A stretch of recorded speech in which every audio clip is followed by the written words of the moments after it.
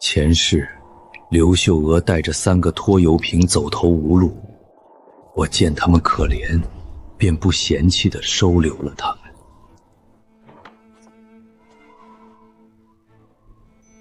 甚至不惜冒着生命危险进山打猎，无怨无悔地帮他把3个孩子养大，还给李卫国买了城里的工作。爸，你放心，我一定给你养老，把你当亲爸。帮李卫军娶了城里姑娘，让李卫红啃老大半辈子，结果这些我掏心掏肺帮扶一辈子的好儿女，却在我100岁大寿这天把我送上山，打算活生生的祭死窑。爸，上山祭死窑是咱这儿的规矩。等你死了，我们肯定给你多烧纸。林振东，你也别怪我们心狠，你的钱早被我们榨干了，不送你去死，还留家里吃白饭啊？没错，说到底，你当初收留我们，不就是惦记我和我妈的美色？刘秀娥、李卫国、李卫红，如果能重来一世，我一定要叫你们付出代价。振东，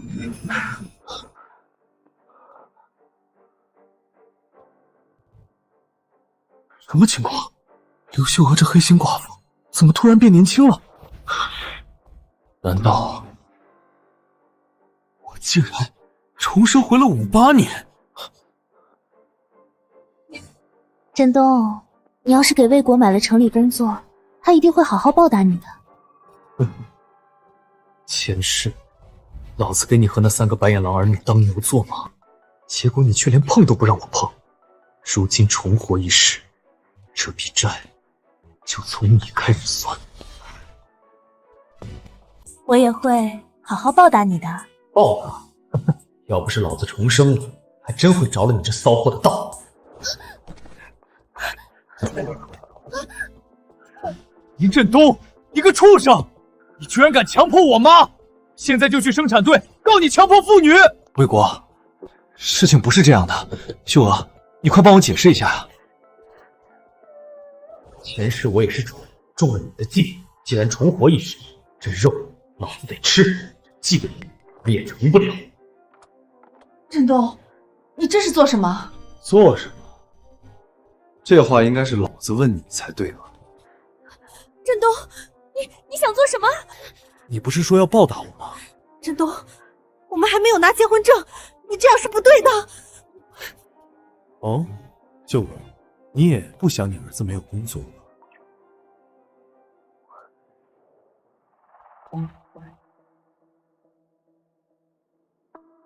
这里面动静不太对，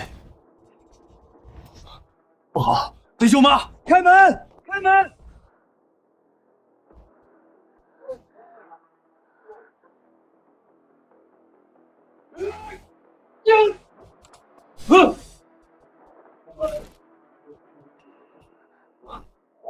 寡妇就是说，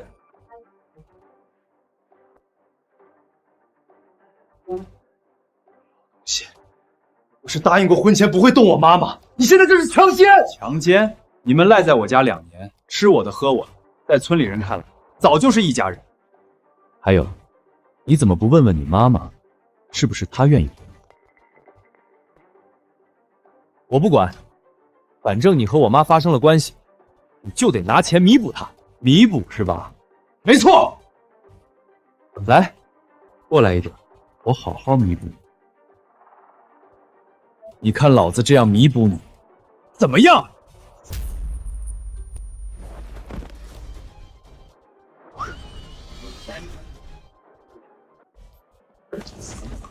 小畜生，老子就教教你什么叫他妈的尊卑有序！老东西，你敢吃？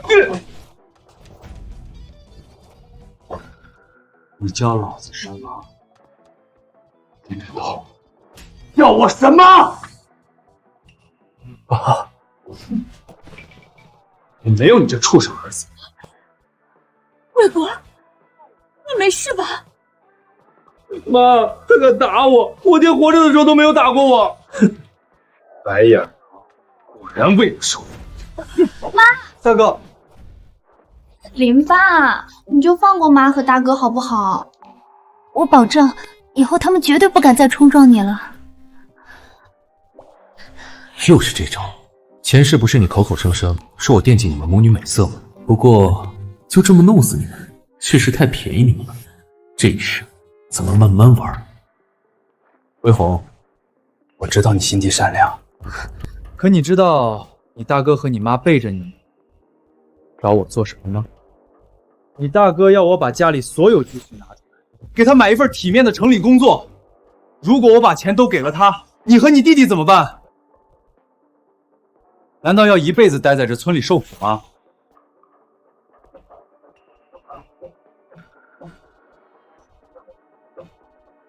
林振东，你放屁！你少理解我们兄妹！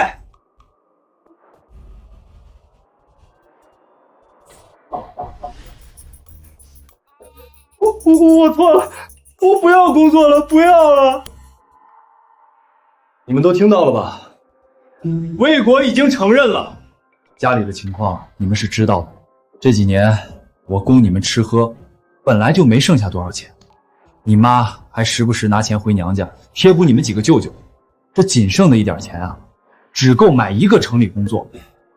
这手心手背都是肉，我问过秀哥，这钱要给了魏国，你们姐弟俩怎么办？他倒会安排，说给魏红你找个好婆家，多换点彩礼，正好给魏军娶媳妇儿，留在身边好养老。你放屁，我才没。妈，他说的是真的吗？你要把我一辈子留在农村，只让大哥一个人进城工作？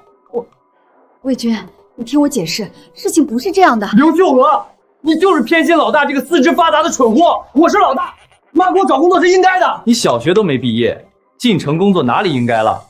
你小学毕业怎么了？顶个屁用！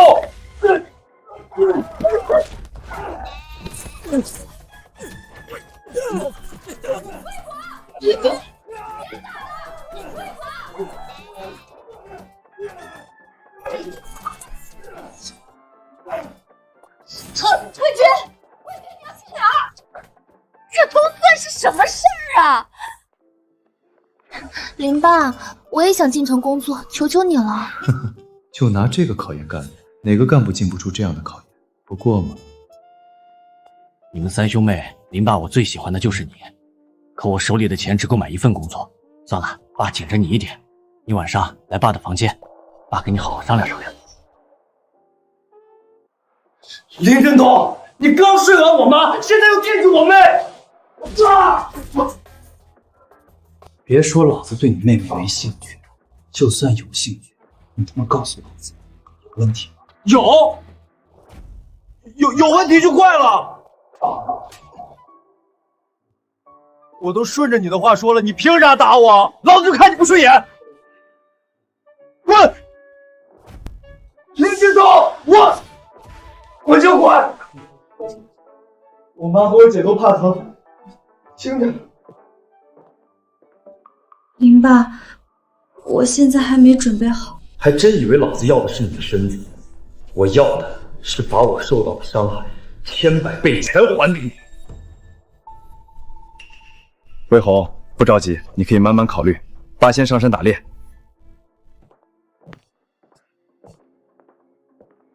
前世我在蛟龙潭打到那条价值连城的蛟蛇，才拿钱安抚住没工作的李卫红和李卫军。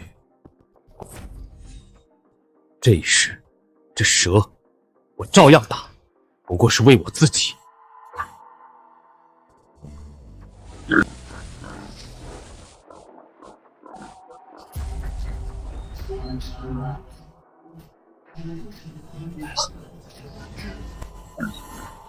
虽然不是那条蛟蛇，但这么大的野猪也不多见，总不能白来，光见动静小心。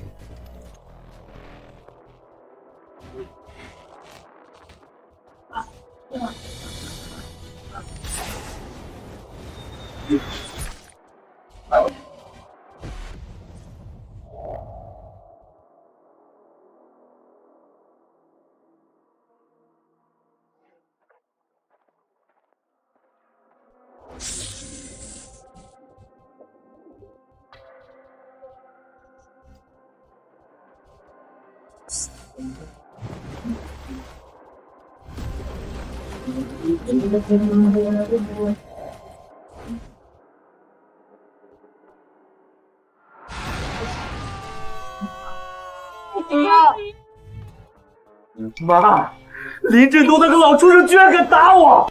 今天这事千万不能算了。你也看见了，他以前对我们千依百顺，今天却突然像变了个人，我们根本对付不了他。我们可以找三舅帮忙啊，他人脉广，兄弟多，他那些朋友手上可都沾了不少血。有道理，让你三舅狠狠给他点教训，让他自己把棺材本掏出来给你们找工作。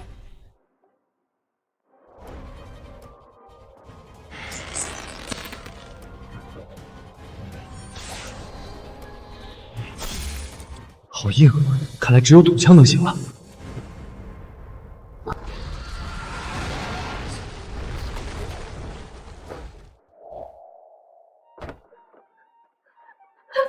三哥，你可得替我做主啊！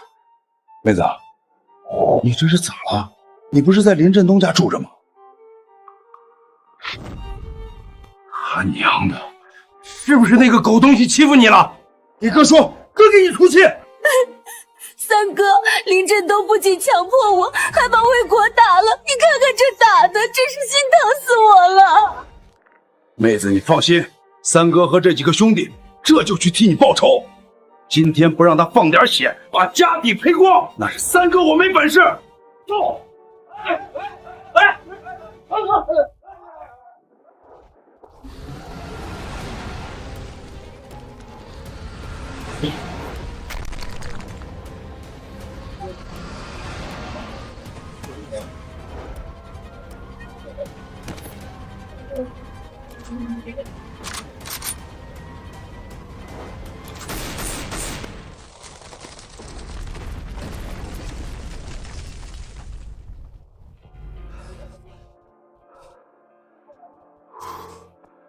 总算是死了。等等，我前世被刘秀娥那黑心寡妇迫着，将这蛟蛇贱卖给了他三哥刘三娃那个地痞。后来听说有人吃了他的蛇胆，直接从病入膏肓，变得生龙活虎。这一次，我可不会让这个机缘溜走。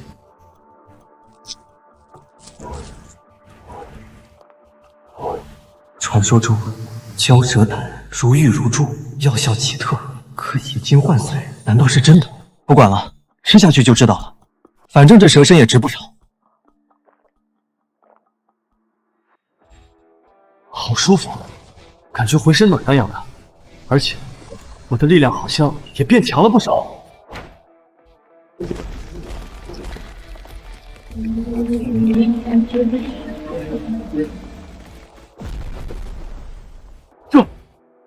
我的力量居然变大了这么多！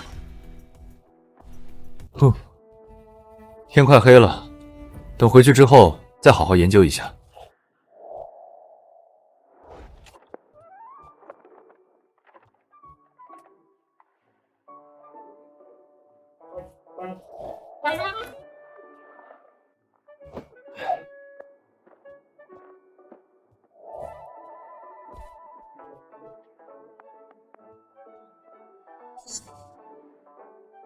要不是力气变大，这蛇身只怕一次性都带不回去。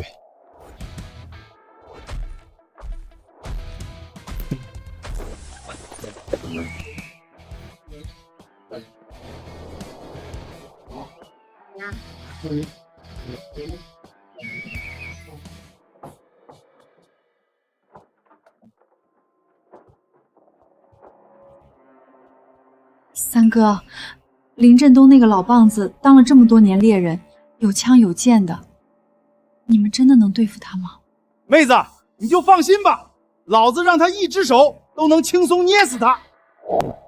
对了，这么晚了，林振东那个狗东西怎么还没回来？他究竟去哪儿打猎了？看方向，好像是后山的蛟龙潭。蛟龙潭，那个老东西竟然自找死路！三舅怎么说？难道那蛟龙潭真有蛟龙不成？那不是唬人的传说吗？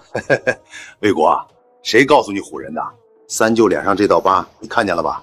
就是当年对付那畜生留下的。那畜生距离化蛇为蛟只差一步，当初老子也是跑得快，才捡回条命。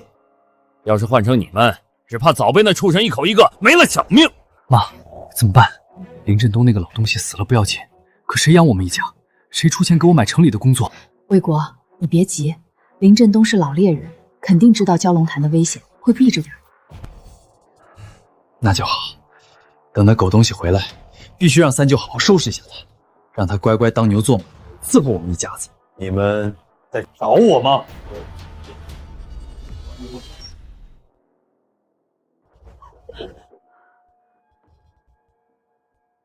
林振东，你终于回来了！我三舅带人就在屋里，你有本事再揍老子一下试试！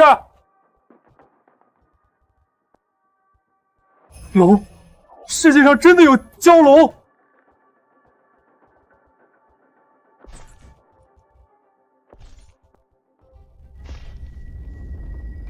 你不要过来了！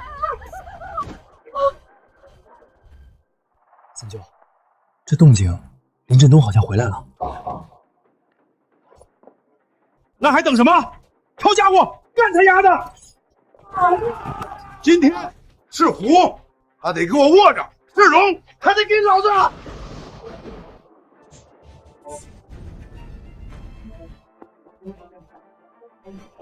我操！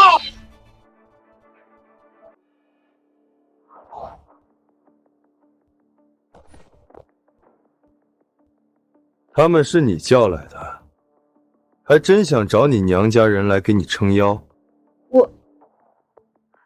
振东，你误会了，我就是找三哥来家里做客。做客？来这么多人，还拿着刀子？林振东，你少废话，老子就是来收拾你的，你又能拿我怎么样？敢欺负我妹子和侄子，今天我让你红刀子进，白刀子出！大哥，好像是白刀子进，红刀子出。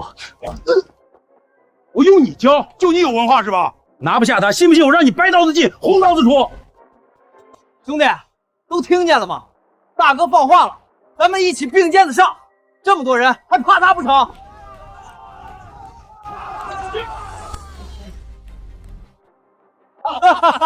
林振东，你能打又怎么样？出来混靠的是背景，靠的是人脉。你一个人能对付我三舅这么多人吗？怎么办？怎么办？林振东这老东西要是输了，这城里工作肯定没我的份儿了。魏国说得好，三舅没白疼你。来，给三舅把烟点上。你是想让林振东这废物出钱给你买个城里工作是吧？没问题。你三舅这些兄弟哪个不是身经百战？三舅向你保证。这个烟都没抽完，就让他给你跪下道歉掏钱。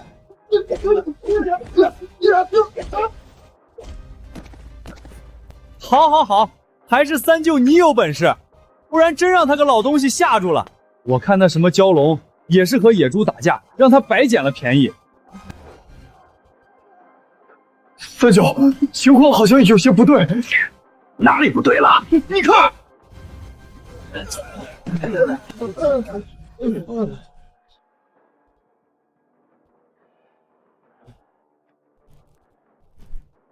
刘三王，你们这么多人，貌似也不太顶用。现在想跑，不觉得晚了吗？林振东，我承认小看你了，老子可是你三舅哥，你要是敢动我，就是大逆不道，是吗？林振东，你个畜生，杀人可是犯法的，我要去派出所告你！靠我！你们私闯民宅，持械行凶，别说老子捅你两刀，就算弄死你，老子也是正当防卫。我错了，振东，我再也不敢了，求求你不要杀我，你放我一马！记住，不是老子不敢杀你，而是老子今天见的血够多，就先饶你一条狗命。明白，我保证以后绝不再出现在你的面前。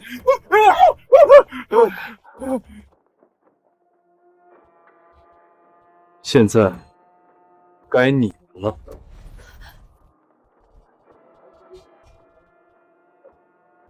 振东，我说的都是真的。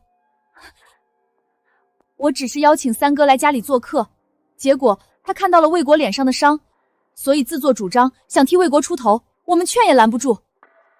是他刘三娃自作主张，还是你们主动找来的？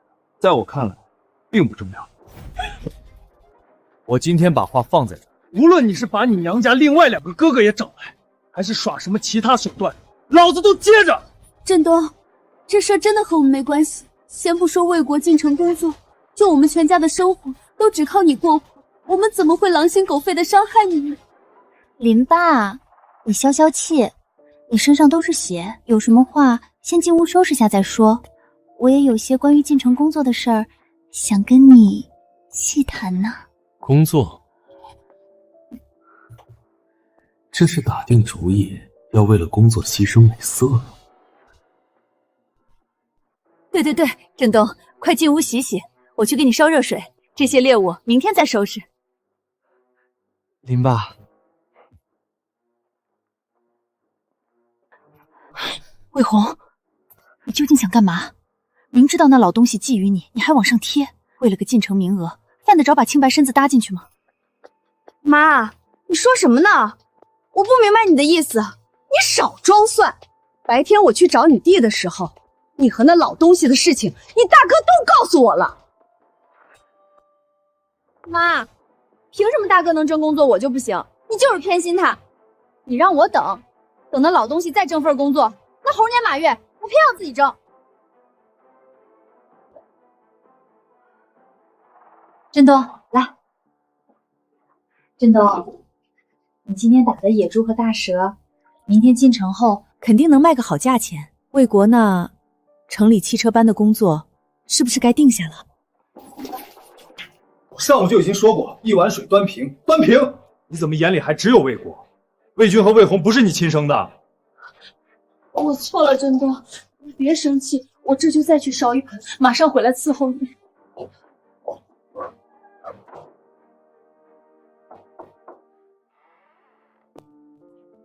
爸，我来找你谈进城工作的事儿。有一说一，这个绿茶白眼狼的模样，身材确实周正，只可惜忘恩负义，蛇蝎心肠。魏红，你想怎么谈？爸，只要你把进城工作给我，我以后一定好好孝敬你。你想让我做什么，我都答应。真的吗？什么都答应？魏红，你怎么在这儿？你给我出去！振东，魏红还小，不懂事儿，你别跟他一般见识。我来，我伺候你。振东，你轻点，慢点啊！轻点个屁，都没领证，反正不是自己的自行车，老子站起来蹬。林振东，夺母之仇，不共戴天。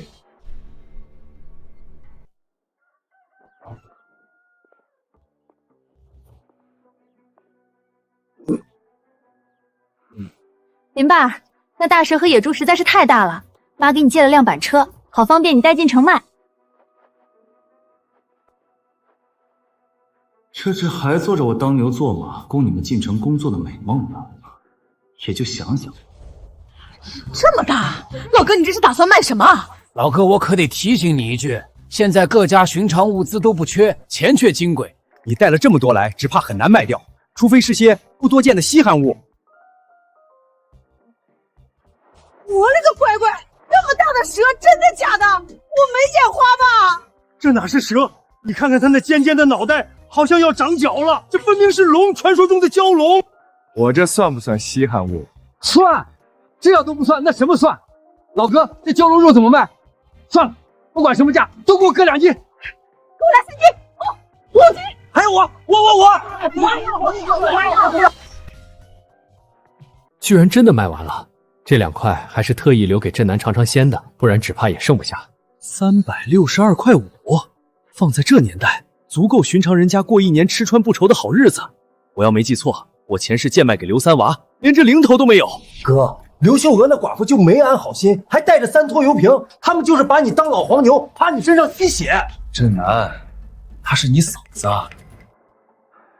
前世真南没少劝我，让我多提防刘秀娥，我却把她的好心当作驴肝肺。如今重活一世，我才知道谁是真心对我好的。真南，这是打算回所里啊？哥，你怎么又来了？我跟你说了多少遍了，刘秀娥和她3个儿女就不是知恩图报的主。你把棺材本拿出来给他们买工作，真的值吗？真南，你说的这些哥都明白，但这工作我还是要买的。哥，以你打猎的手艺，什么好女人找不到，就非要上赶着给那一家子吸血。不过不是买给李卫国他们，而是买给自己。买给你自己？没错，真南，说出来你不信，哥最近做了个梦，梦到自己对刘秀阿一家付出一切，甚至不惜和你决裂，到老了却被他们生生祭死窑等死。什么？他们怎么敢？哥算是彻底看明白了，他们都是喂不熟的白眼狼，只有我们兄弟之间才是真正的血浓于水。哥，你总算清醒了。好，清醒就好。对了，哥，你想找个什么工作？之前给李卫国那白眼牢定的是县汽车班，但我这辈子就喜欢打猎，能换成巡山队吗？这样既有份正经工作，又不耽误我进山打猎采药。巡山队，这好办，咱这片区刚好有好几个巡山队员快退休了，我去找他们商量，肯定没问题。好，哥等你消息。哥，只要你别再让刘秀阁一家吸血，这点小事算什么？哪能要你的钱？拿着，亲兄弟也得明算账，不然我就不找你帮忙了。哥，只是哥你换了工作，刘秀娥一家子吸不到你的血，只怕不会善罢甘休。闹！我正等着他们闹呢。从今以后，只有老子吸他们血的份儿。妈，林振东的老东西进城半天了，工作的事究竟怎么样了？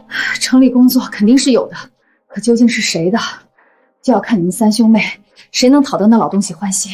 你们也看出来了，那老东西吃软不吃硬，我该帮你们的都帮了。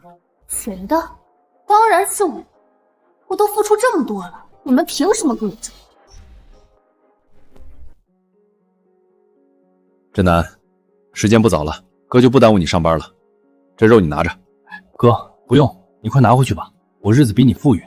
真南，这你就不懂了，这可不是一般的肉。村后山的蛟龙潭知道吧？有一条快化焦的大蛇，这就是那畜生的肉。什么？哥，你没受伤吧？没事儿，没事就好。对了，哥，最近城外不太平，从隔壁省流窜来了一批犯罪分子，拦路抢了不少人，所里已经开出500块悬赏他们的踪迹。500，居然这么多！谁说不是呢？所里已经下了死命令，必须按时破案。哥，你也多小心，他们不是寻常混混，手里都有人命。哥明白，我就先回去了。好。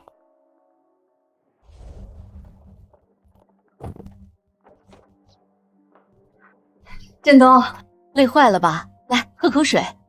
林爸，我给你揉揉肩。换做前世，我哪有这待遇？只有我给他们当牛做马的份儿。事实证明，就不能给这些白眼狼好脸色。振东，工作谈妥了吧？你想好是给魏国还是魏红、魏军了？谈的差不多了，我决定给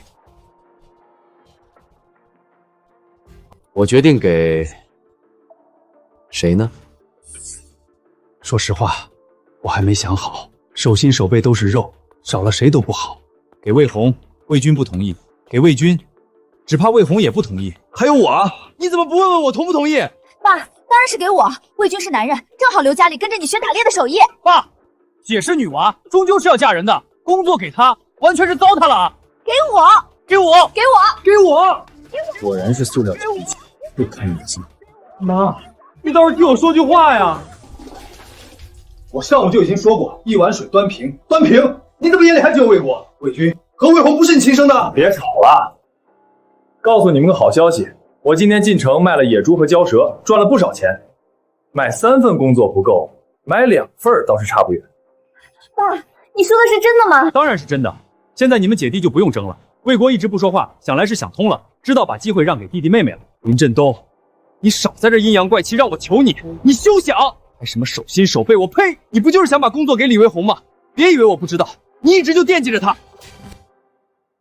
是老子太久没扇你了，皮又痒了。你又打我！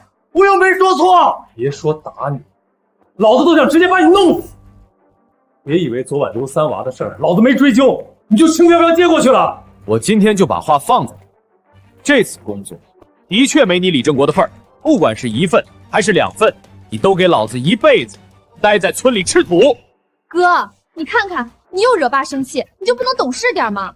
爸辛辛苦苦挣钱，你就这样报答他？没你的工作也是活该。我活该？我不懂事儿。好，就你们有良心，你们是一家人，我是外人，我走平了。妈，我说我要离家出走。我听见了。那你怎么不拦我？你弟弟上次离家出走，连村儿都没出，所以我算是看明白了，你们就是一时赌气。更何况我今天累得要死，才没立刻管你。迟早会后悔的。可恨的苍蝇走了，我们也该谈点正事儿了。秀娥，这2年我每月给家里补贴了不少，你攒下来一些吧，凑一凑，应该就能买2份工作。我哪有什么钱？家里这么多张口，早花完了。这样啊，魏红，那看来你们姐弟还是得抢1份工作。 2份工作，刚好我和魏军1人1份。可要是只有1份的话，就算这老东西偏向我，也难免出什么意外。不行，还是得把妈藏的钱拿出来。魏红、叶军，你们想做什么？这钱真的不能动，那是咱们娘几个最后的保障。妈，等我进城工作，娶到城里姑娘，我才是你真正的保障。没错，妈，拿来吧你。果然是群大孝子，笑吧，尽情笑吧。希望你们知道真相，也能笑得出来。爸，给你，现在够了吧？还不少呢，都快100块了。没了，全没了！我辛辛苦苦攒了好几年了。以前你们一个个趴我身上嬉戏，我反过来牵诈一下你们，不过分吧？还差一点点，我今天在上山打猎，采点药啥的，应该就够了。好，辛苦爸了，我去给你准备上山用的东西。还有我也去帮忙。不应该啊，野猪都是群居，上回打的那头还是母猪，按理来说附近应该有不少小猪仔才对。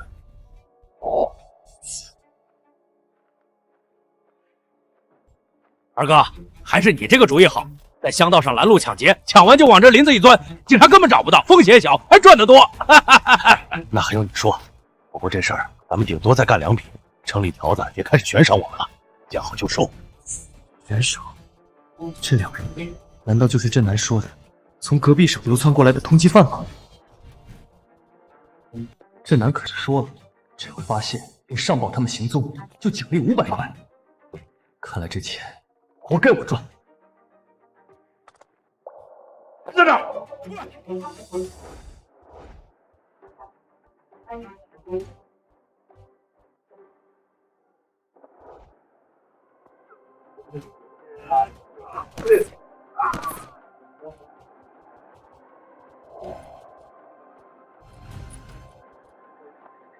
放！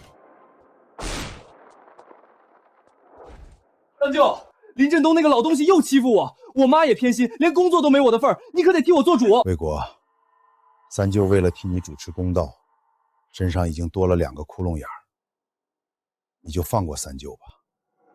那天你也看到了，那林振东厉害的不像个人，根本不是我们能对付的。三舅，私下对付不了，我们可以去派出所告他呀，告他强奸我妈、殴打我，还有捅伤你，这些可都是坐牢的重罪。告他？没错，我们去城里派出所告，他们又不了解村里的情况。退一万步讲，就算被发现是我们诽谤那个老东西，又能咋了？诽谤一个普通人，派出所顶多给我们一个批评教育，还能把我们抓进去不成？干了，魏国，咱就再相信你一回，我们一起去告你。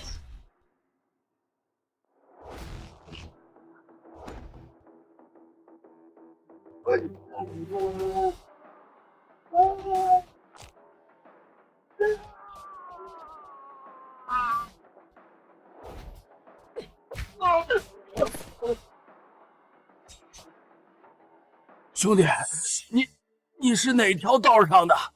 我们貌似和你没有恩怨吧？你们这些通缉犯，人人得而诛之，交代吧，你们姓甚名谁？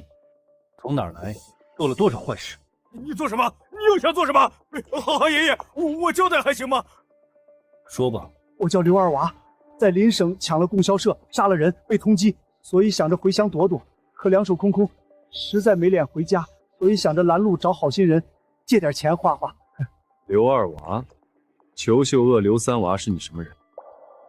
好汉爷爷，你认识我弟弟和妹子，他们就在林家村。混子的弟弟，通缉的孩子，刘秀喜，你家的疯子绝了啊！认识，不仅认识刘秀霞一大家子，现在还赖在我家吃我的喝我的。哎呦，原来是大舅哥，我们这真是大水冲了龙王庙，一家人不认一家人啊！你看我们这实在亲戚，今天能不能放我们一马？以后我肯定报答你。亲戚值几个钱？你知道县里悬赏你们多少钱吗？500块，这还是只发现踪迹的悬赏，而我直接把你们抓了，说不定就能得个全县表彰，这可是比钱更重要的名声。领导，你可得替我主张公道啊！哎，同志，你这是做什么？快起来，有什么事好好说。领导，求求你帮帮我，我给你磕头了。小同志，你有什么委屈就直接说吧，只要是真的，我保证给你做主。多谢领导，事情是这样的，我继父林振东长期虐待我，还霸占我的母亲，把我打成这样，还把我三舅的腿捅伤了，现在每天还得躺床上。什么？你们说的可是真的？那什么林振东不仅虐待你，还霸占你的母亲，故意伤害他人。领导，千真万确，我们要是有半句假话，天打雷劈。领导，你要不信，你看看我这腿，这2个伤口就是林振东他用刀捅伤的啊，现在还疼得厉害。无法无天，简直是无法无天！现在都什么年代了，竟然还有这种藐视法律的犯罪分子，光天化日之下，竟敢做出如此伤天害理的事儿！周局，你息怒了，事情没有调查清楚，目前也只是他们俩的一面之词。你什么意思？你是想说我们在诬陷林振东？别以为我不知道，林振东是你亲哥，你当然向他说话。两位同志，你们放心，如果情况如实，我们一定替你主张公道，无论他是谁的亲戚，都绝不姑息。林振东，这次就算你不死，你也得脱层皮。周局，好消息！林家村的生产队打电话来说，悬赏的那2名通缉犯已经被人抓获了，现在人就在林家村。什么？也在林家村？是谁抓获的？这可是我们全县的英雄典范，还不快好好准备，奖金锦旗必须得好好表彰。卫国，你觉得会是谁啊？你们村什么时候多了一位这种能逮捕通缉犯的猛人？无论是谁，只要不是林振东那个老东西就好，一定不是。你给我走快点，磨磨蹭蹭的。我已经用生产队的电话通知了城里派出所，马上就会来接收你们。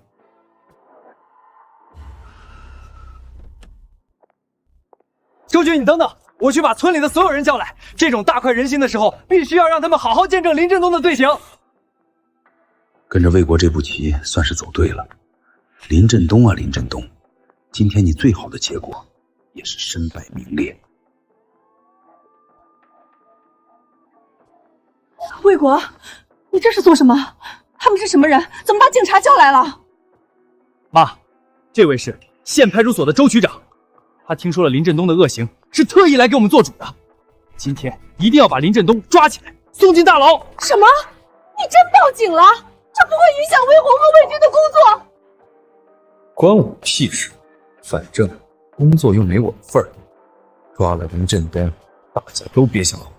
嫂子，你别怕，你们林家村刚出了个逮捕通缉犯的英雄，却又出了这种恶人，简直是蒙羞。我们一定帮你铲除这颗毒瘤。通缉犯？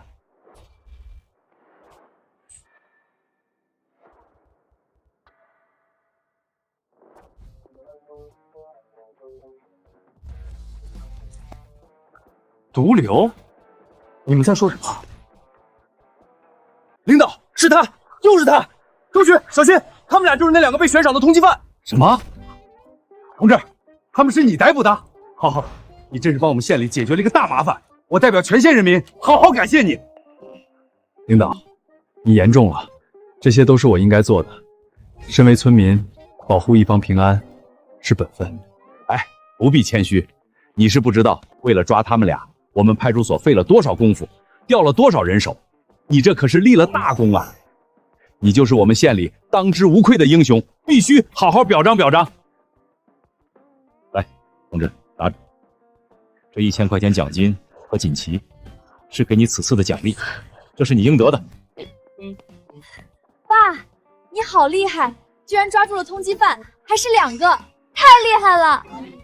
爸，有了这1000块奖金，我们的工作算是彻底有着落了。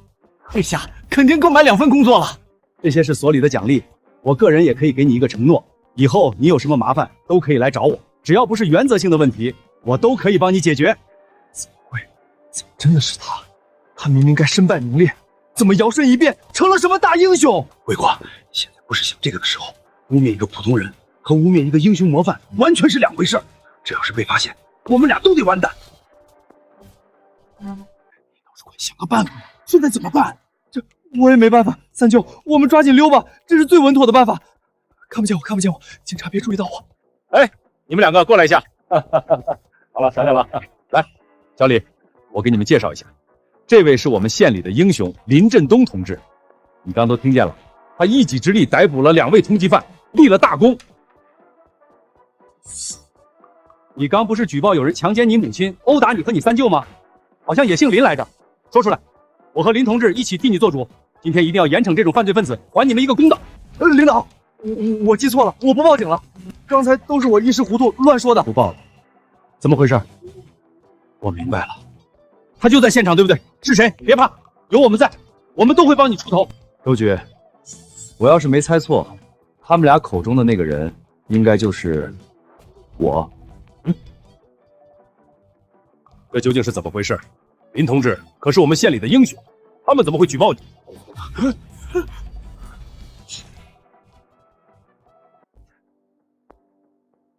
领导，还是我来说吧，我算是他的继父。我们夫妻之间感情和睦，发生点什么，怎么能算强奸？至于他们身上的伤势，则是因为前几天魏国不知受了什么刺激，突然要我砸锅卖铁，把家里所有的积蓄都拿出来，给他买一份城里的工作。家里这么多孩子，我怎么可能只供着他一个人？得一碗水端平，不是吗？是得一碗水端平。做父母的哪能偏心一个孩子，忽略其他孩子？林同志，你做得对。他呢，却不高兴了，觉得我偏心，居然连夜勾结他三舅刘三娃，带了10几个混混上门，还拿着刀子、棍棒，闯到我家里，想要抢钱和报复，我只得被迫自卫，这才不小心弄伤了他。我本以为他经此一事能长点教训，会有所收敛，万万没想到，他反而变本加厉，竟然跑到派出所造谣、诽谤，还闹到领导您的面前，败坏我的名声，简直是胡闹，太不像话了！林同志供你吃穿，把你抚养成人，你不体谅他的辛苦就算了，还这样忘恩负义，不仅勾结外人闯宅抢钱，还造谣诽谤，简直是天理难容。林同志，你想怎么处理他们俩？你现在可是我们县的英雄模范，你如果不谅解他们，以诽谤和私闯民宅、持械行凶的罪名，足以让他们坐3年牢。什么？3年？不，我不要坐牢，我还年轻，我不能坐牢。我错了，求求你，林爸，我知道错了，你原谅我吧。魏国啊，事到如今，你都不愿意叫我一声爸。爸，我错了，求求你就原谅我吧，我绝对不敢了，我真的不想坐牢，我以后一定好好孝敬你，再也不惹你生气了。魏国，你叫我一声爸，我更不能让你误入歧途啊！我没办法教好你，所以还是让国家好好改造一下你吧，让你知道什么是礼义廉耻，什么是知恩图报。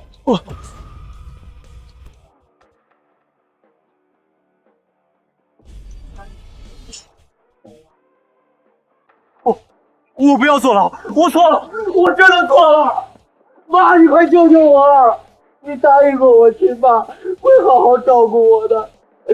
你快求求林爸，让他原谅我，我不想坐牢。魏国，我的儿啊，山东，我相信吴国已经知道错了，他还年轻不懂事儿，求求你，你就再给他最后一次机会吧，我以后一定好好管教他，再也不让他惹你生气了。妈，你替他求情干嘛？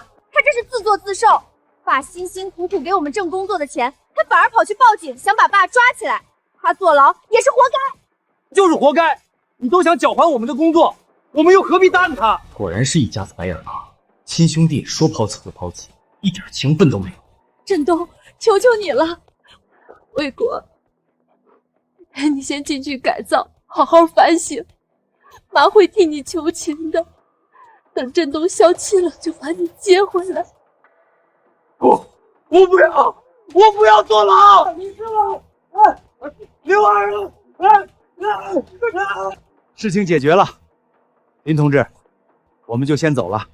后续要是还有表彰，我们会提前通知你的。领导慢走。二哥，三弟，好久不见，没想到在这儿碰到你。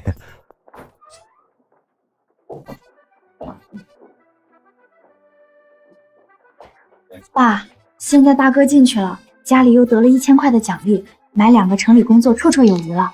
你看我们的工作什么时候能办下来？就是，爸，你打算什么时候办下来？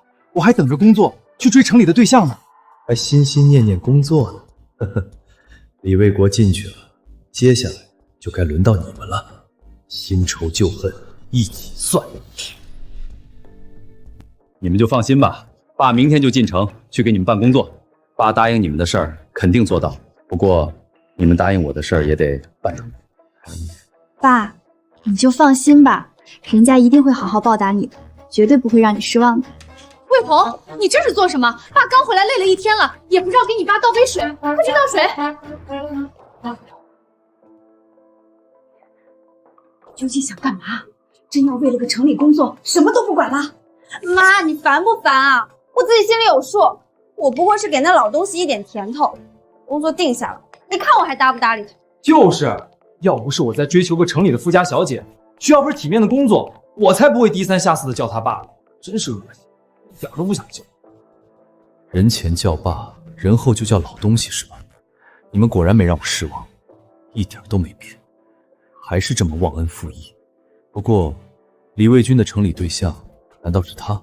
城里对象是你上回说的那个千金小姐吗？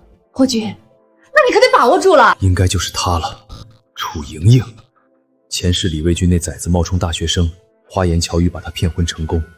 我老年凄惨，被祭祀窑的时候，整个家里也只有他愿意偷偷帮我，给我送点吃的喝的。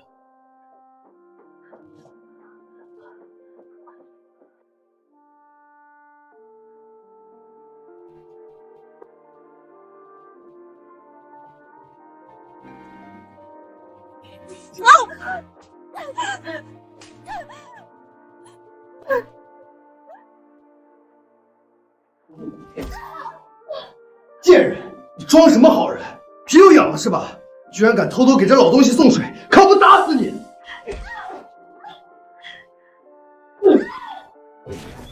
上一世，我被你们害得惨死，他被你们害得家破人亡，过着生不如死的日子。这一世，我绝不会让这种事再次发生。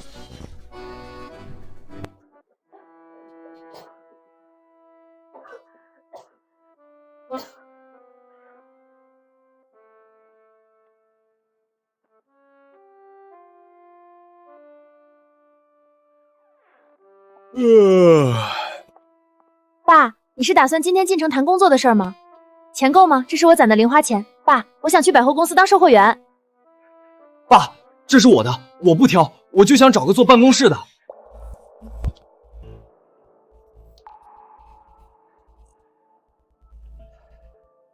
好，好，好，你们都是好孩子，爸一定给你们办好。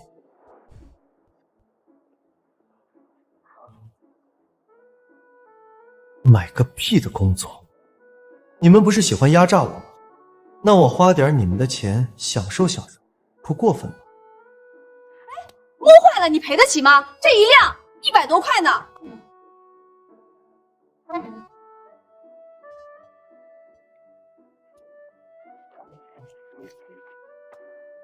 我还真买得起，给我来一辆。好好，同志，我这就给你开票。我要没记错，这个时候整个林家村也就生产队长有辆自行车。对了，再给我来2条华子和熊猫，再来瓶毛子，黄桃罐头，麦乳精。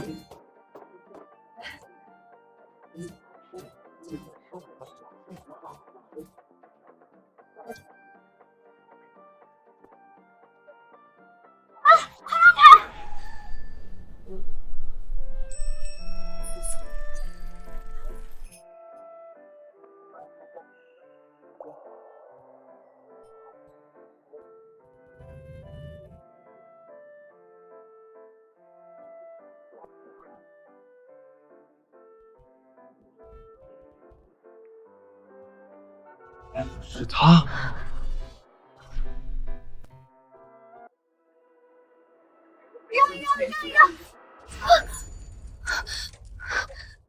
对不起，真的对不起，我刚学会骑车没多久，忘记刹车坏了，差点撞到你，实在太抱歉了。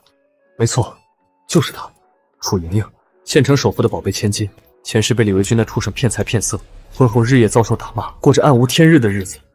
不行，我现在一个陌生人，就算提醒他，他多半也不会相信。大叔，你没事吧？是不是哪里受伤了？没事儿，小姑娘不用放在心上。你这么急匆匆的，是有急事？我爷爷病了，卧床不起，需要用人参补身体。听说这里新进了一棵30年的老参，我着急过来看看能不能买到。你需要30年份的老参？准确来说是需要50年以上的老参，可这种年份的太罕见了，只能先凑合用。是吗？我常年进山打猎采药，对山里的情况熟得很，知道哪里有50年份的老参。真的吗？大叔，你没骗我，那我爷爷的病就有救了。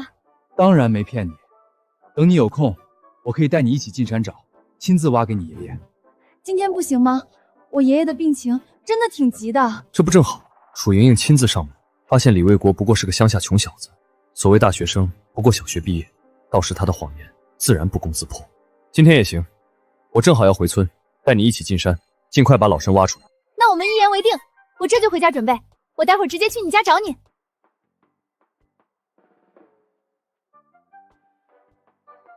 哥，难怪你不给刘秀娥一家西西，原来是攀上了咱县首富的宝贝女儿。别瞎说，我多大年纪，他多大年纪？说正事儿，巡山队的工作办成了吗？当然，你现在可是县里的英雄模范，这点小事儿还不是手到擒来？工作证明都给你办好了。李卫红、李卫军，等你们看到这份工作证明，不知道会是什么表情。你们的美梦该醒了。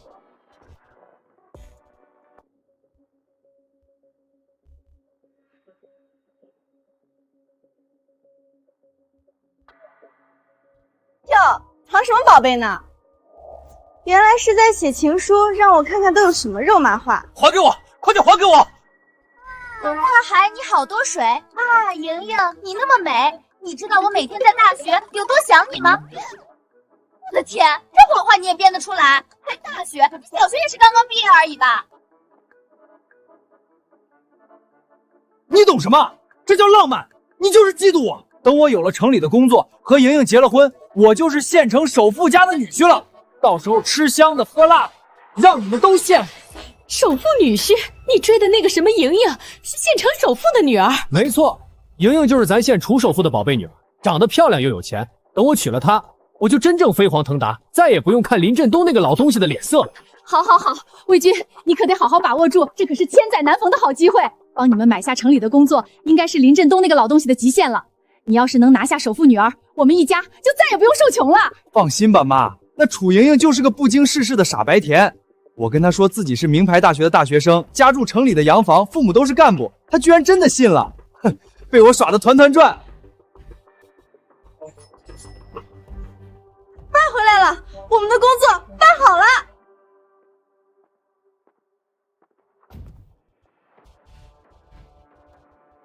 爸，这自行车哪来的？这么新，一看就很贵。啊，工作的事是不是谈妥了？工作证明在哪儿呢？快给我看看。没错，工作。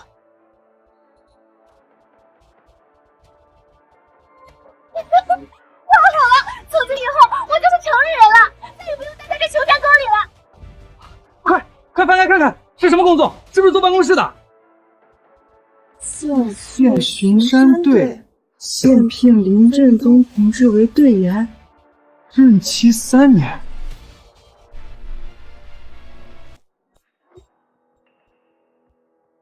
怎么会这样？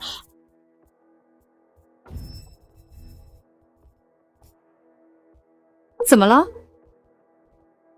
振东，不是说给魏红和文军找工作吗？为什么变成你了？还是什么巡山队？是不是哪里搞错了？还能是为什么？当然是因为你的宝贝大儿子李卫国呀！我之前就在想，他那样闹，跑到派出所报警，造谣污蔑，会不会连累我们？都是他害来，我猜的都是对的，我们的工作都被他毁了。没想到还能从这个角度解释，倒是省了我不少功夫。魏军说的没错，实在是魏国造谣报警那事儿影响太坏了，县里的领导都知道。我原本托人想把魏红办去百货公司当售货员，魏军办去县五金厂坐办公室，可人家一听说我们家庭成员有劣迹，就怎么都不肯收了。李卫国就是个祸害，自己坐牢还不够，还连累我们。等他从监狱里出来，我一定要找他算账，都是因为他，我们的一切都毁了。振东，工作没办成，那钱总拿回来了吧？魏军谈对象急需用钱啊，还有我们之前给你的那些钱也得还给我们吧？那可是我们的血汗钱。人家说这是我们自己的原因，出了这种事儿概不退还。给百货公司的钱，人家给换成了这辆自行车和这些东西；给五金厂的钱，人家给换成了巡山队的工作名额。我想着魏军体弱，连枪都没摸过，干不了巡山队的活，只能我勉为其难顶上了，不然这钱就白花了。这造孽呀，简直是造孽呀！我们的钱，我们的工作全没了。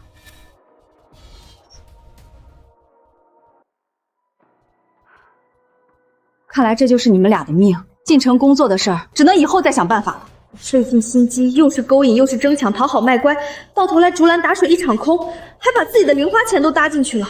我不甘心，都是你的错，都怪你生了个好儿子，害了我们一辈子。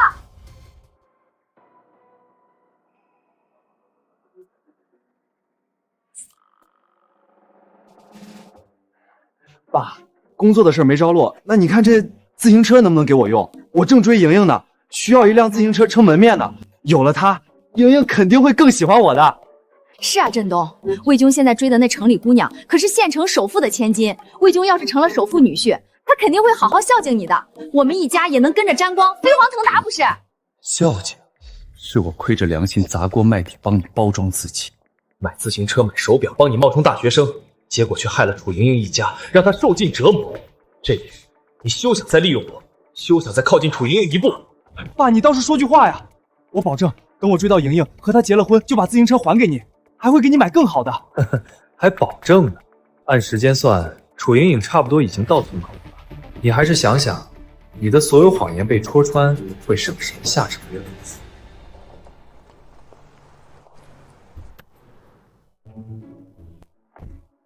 大妈你好，请问林振家怎么走啊？我找他有点事儿。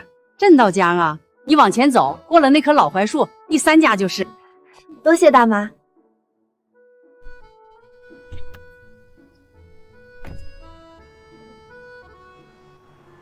这姑娘长得跟仙女似的，还开着小汽车，怎么会找林振东那个老猎户啊？说不定是找李卫军的。那小子天天在村里炫耀，说自己在追城里的有钱姑娘，长得漂亮，家境还好。谁说的准呢？林振东和刘寡妇可没领证，严格来说不算夫妻。我可听说城里人就喜欢老夫少妻，这姑娘说不定就是看上林振东了。爸，你就借我用用呗。还有，你能不能再给我拿点钱？我还得买身像样的行头，装成大学生的样子。说来说去和李卫国一个德行，都想趴在我身上吸血。算了，好戏才刚刚开始，总得让楚莹莹亲眼看看她的真面目。魏军，不是爸不给你，实在是爸身上真没多少钱。对了，那姑娘还有什么别的要求？还真有，她爷爷病了，急需50年的老参，你天天上山打猎采药，肯定能找到，快帮我找找。这个可以有，我刚也答应了一个姑娘，一起进山找参，正好顺路办了。只是你确定能拿下那首富女儿？首富家的姑娘眼光肯定高得很，你那点小把戏真能糊弄住她吗？放心吧，爸，楚莹莹就是个傻白甜，只要不被发现我假冒大学生，我说什么她都信。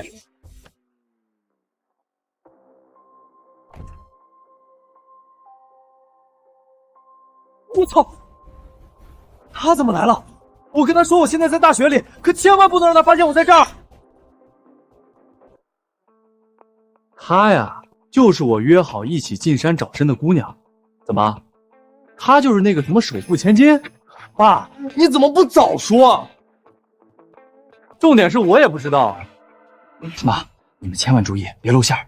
我先进屋躲起来，绝对不能让他发现我，不然就前功尽弃了。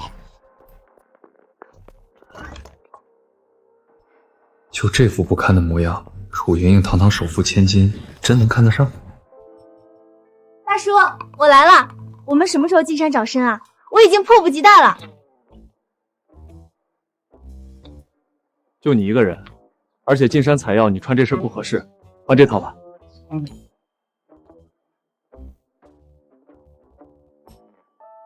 多谢大叔。那我在哪换呢？我们乡下没那么讲究，你随便找个房间就行。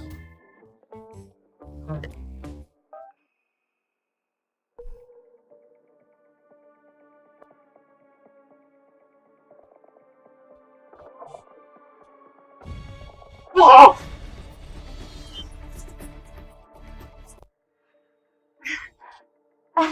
楚小姐是吧？这个是我小儿子的房间，又脏又乱，你还是到那个房间换吧。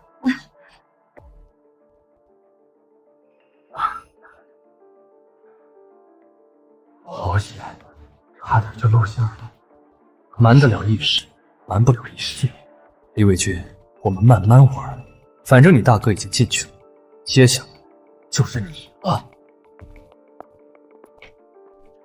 好了，楚小姐，我们出发进山吧。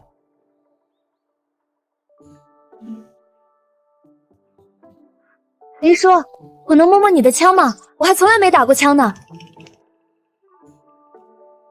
只能摸摸，开枪的后坐力太大，你把握不住。大叔，你看我这样像不像一个神枪手？好痛！大叔，我好像崴到脚了。我看看，崴的还不轻，就算现在下山，按你这情况，天黑前也走不出山。都怪我，大叔，要不你背我吧？男女授受不亲，而且我可听说你有对象了。什么对象？就是一个死缠烂打的苍蝇罢了，天天吹牛说自己是大学生，还住城里别墅，就他那土里土气的气质，也好意思出来骗人？他居然知道李维军是假冒的，这么看来，前世李维军肯定用了其他卑劣手段，才把楚莹莹搞到手上。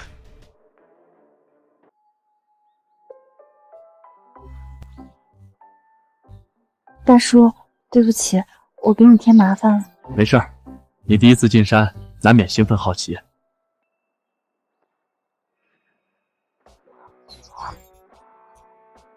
楚小姐，我好像发现你需要的50年老参了。那太好了，大叔，谢谢你，我爷爷的病有救了。大叔，你为什么要系红绳？这是老一辈猎人的规矩，都说人参成精会变成人参娃娃跑掉，系上红绳就能拴住它。在我看来，就是为了醒目，下次再来也能快速找到。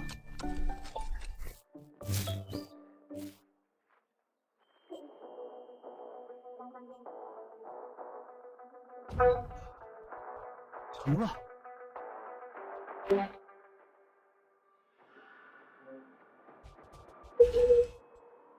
凭什么你就能去守护你啊？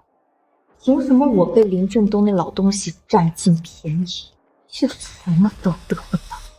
魏军，这天可都快黑了，孤男寡女在山里过夜，我都不敢想象会发生什么。你少胡说！楚莹莹是城里人，眼光高得很，怎么会看上林振东那个老东西？就算是我，都还没碰到他的手一下。是吗？我看林振东比你有本事多了，又会打猎又会找参，楚莹莹说不定早就看上他了。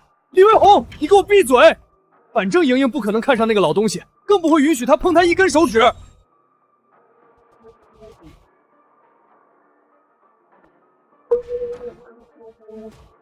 不动手指，改直接抱住吗？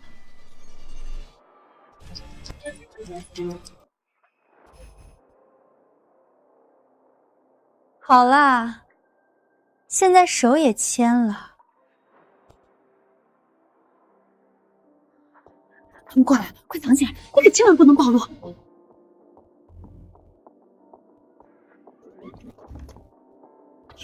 这是怎么了？脚崴了？多亏大叔背我，不然今晚就得上山过夜了。振东，这么晚还没吃饭吧？你赶紧找药给楚小姐涂涂，我去给你们做饭。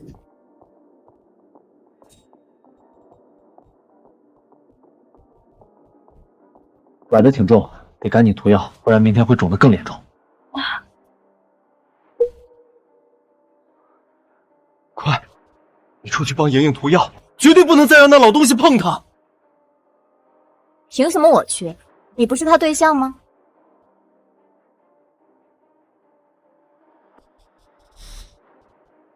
大叔，麻烦你了。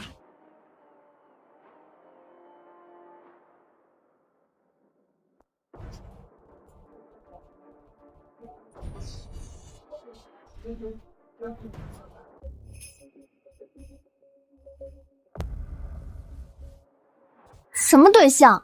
就是一个死缠烂打的苍蝇罢了。就他那土里土气的气质，也好意思出来骗人？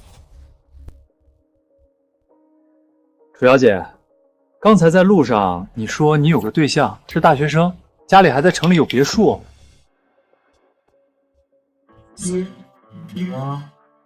你听见了吗？莹莹居然主动跟林振东提我，她心里果然有我。大叔，你记错了吧？不是对象，是一只死缠烂打的苍蝇，我躲都来不及。你是不知道，一句话他能写错2个字，还要用拼音代替，就这还敢冒充大学生，我都不好意思当场揭穿他。而且，相比他这种乳臭未干、不懂装懂的毛孩子，我更喜欢大叔。你这样成熟稳重、有真本事的男人，让人觉得踏实又靠谱。看来我说的没错吧？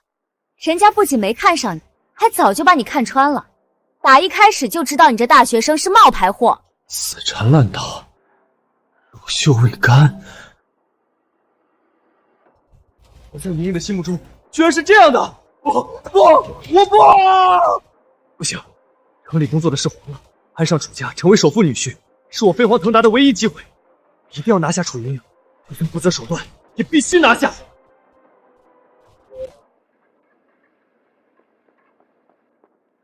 妈，上回给咱家母猪配乳药还有吗？快给我找出来！你要那玩意儿做什么？你该不会是想……魏军，你疯了！那可是县城首富的千金，要是把他惹恼了，楚家动动手指就能弄死我们全家。妈，真的不能再等了。楚莹莹看林振东的眼神都不一样了，明显是看上他了。生米煮成熟饭是现在唯一的办法，到时楚家就算再不愿意，也得认下这门亲。妈，风浪越大鱼越贵啊！就算真出了事，我就说是我一个人干的，跟家里没关系，绝对不会连累你们。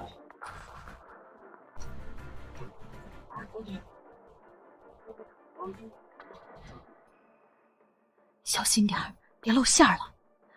这药劲儿大的很，千万别闹出人命。放心吧，妈，等我成了楚家女婿，一定让你进城过上好日子。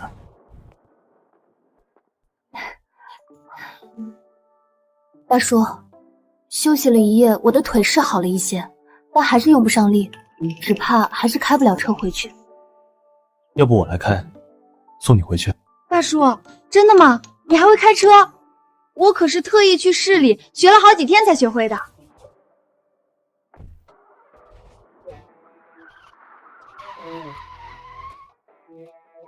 大叔，你也太厉害了吧！打猎、找参，还会开车，简直是全能，也太有魅力了吧！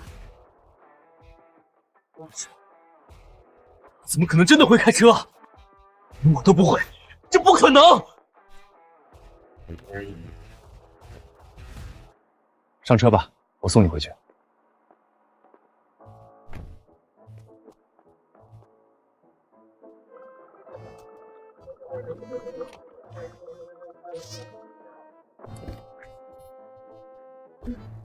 这有首歌咋唱来着？我不应该在车里，应该在车底。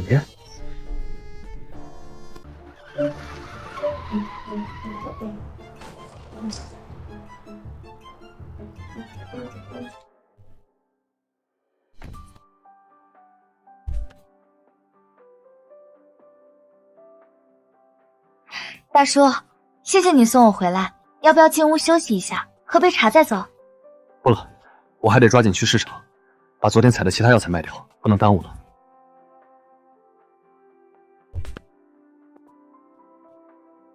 对了，这是你需要的50年人参，快拿去给你爷爷煎药，别耽误了病情。大叔，这是你好不容易才找到的宝贝，我都没跟你谈价钱，你就这么给我了？什么宝贝不宝贝的，你爷爷的病要紧。大叔，你放心，我绝对不会让你吃亏的。等我脚好些了，就把参钱送到你家，到时我还要跟你一起进山，我绝对不会再拖你后腿了，我发誓。好，我等你。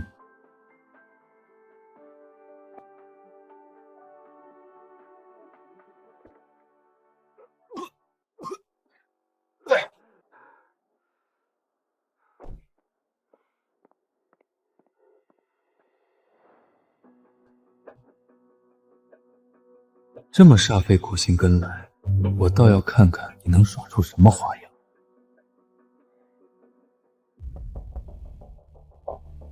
你怎么又来了？我都说得很清楚了，我不喜欢你，而且我已经有喜欢的人了。果然是林振东那个老交情，我到底哪里比不上他一个乡下老头？哇，这都是你逼我的。哼，以后别再来纠缠我了，我不想再见到你。莹莹，等等，我知道你不喜欢我，今天来我没有别的意思，只是想请你吃顿饭，就当是我们最后的告别。吃完这顿饭，我以后再也不会来打扰你了。你说的是真的？吃完这顿饭，你就再也不来纠缠我了？莹莹，你先坐这儿，我去点菜。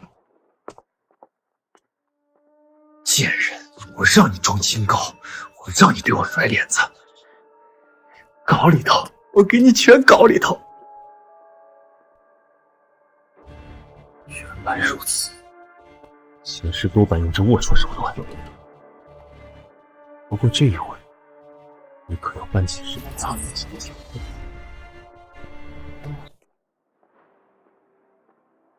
爷爷，上菜还需要点时间，先喝点水润润嗓子吧。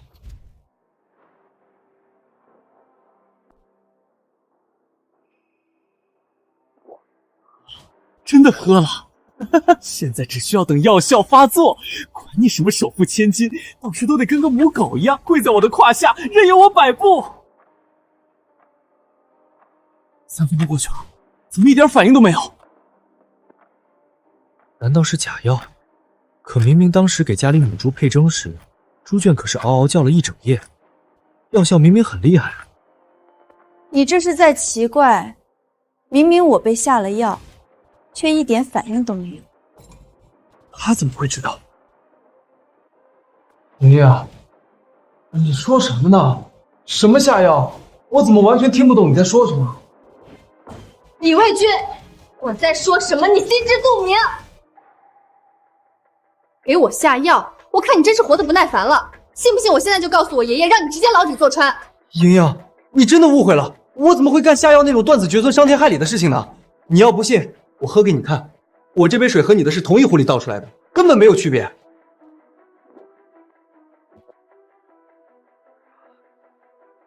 太热了，是这天太热了，屋里又不通风。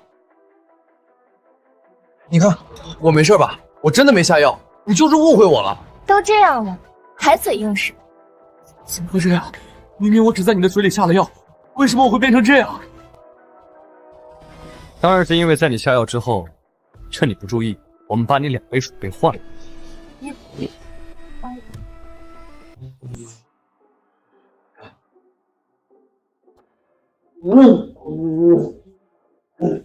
这药下的有点多，如果不及时缓解，怕是会出人命。那也是他自作自受，这种人不该给他点教训。服务员，问你个事儿，你们店里的肉都是每天新鲜现杀的吗？你什么意思啊？我们饭店做的都是良心生意，后院现在还拴着一头大肥猪呢，不信你自己去后院看。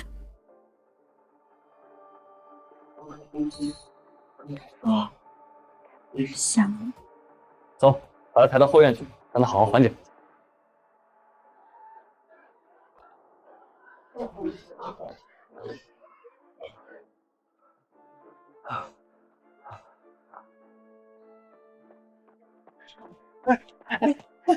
美人儿，别走，来，让我亲亲你，抱抱你。宝贝儿，你怎么好像变胖了？身上的肉也多了不少。不过白白胖胖的也挺好，愈发眉清目秀，我更喜欢了。宝贝儿，我来了，我有点大，你可得忍一下啊，待会儿你就知道我的厉害了。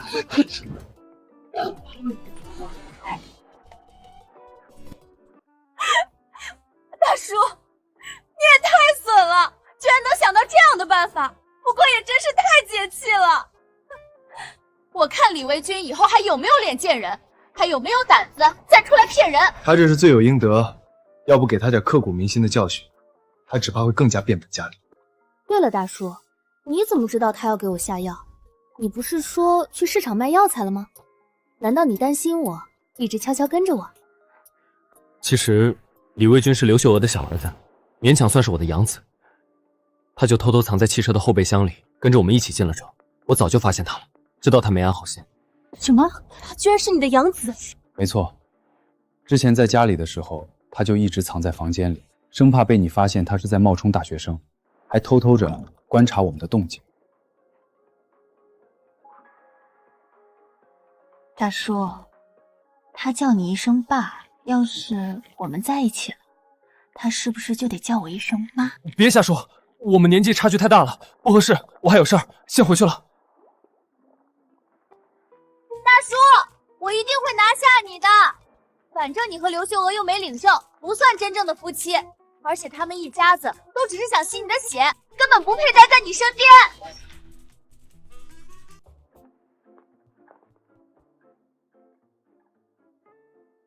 这年代的女孩都这么生猛直接吗？前世的时候怎么没发现楚音是这样的性格？振东，你可算回来了。魏军呢？他跟你一起进城，怎么没跟你一起回来？他和楚小姐的事成了吗？魏军，我进城是送楚小姐回家，压根没和她在一起啊。你们说的事成了，又是什么意思啊？没事没事，就是伪军出门前跟我保证，说一定会拿下楚小姐，让我们都跟着沾光，过上好日子。我有点担心他。妈，你和李卫军肯定瞒着我们做了什么，快说，你们到底又做了什么？魏红，我说了，你可不要生气啊。你弟弟这样做也是为了我们这个家。其实他打算给楚小姐下药，生米煮成熟饭，让楚家不得不认下这门亲事。下药？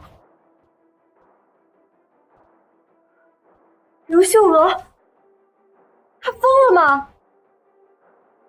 那可是楚家的千金，县城首富的宝贝孙女，她花言巧语，冒充大学生去骗楚莹莹，算她胆子大。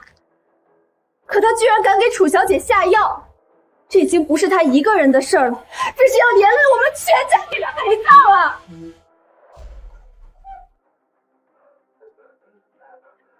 魏军，你这是怎么了？怎么弄成这副样子？楚小姐呢？你们的事到底怎么样了？魏军，你这屁股是被狗咬了？我想起来了，那个服务员当时好像说过，后院拴着的是一头大灰猪，而且还没被阉掉，所以它不是被狗咬了，而是货真价实的被猪给拱了。